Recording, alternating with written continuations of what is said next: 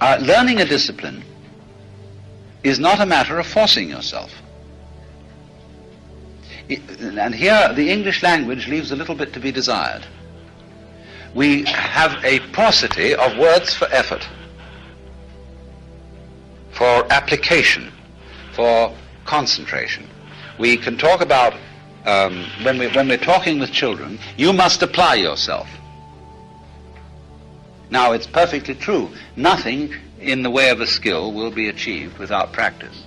But if practice is strained, still nothing will be achieved by it, except resentment. And many a little boy learns to hate the violin or the piano because it was drummed into him, this is what you've got to do, you've got to apply yourself to it, driving it home. You may know that certain kinds of scholars do work that most of us would think very tedious.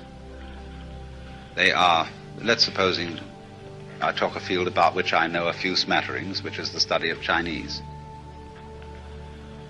Chinese scholarship is very difficult. You have enormous amount of characters to study, and you have to look up things in dictionaries and consult volumes of this and volumes of that.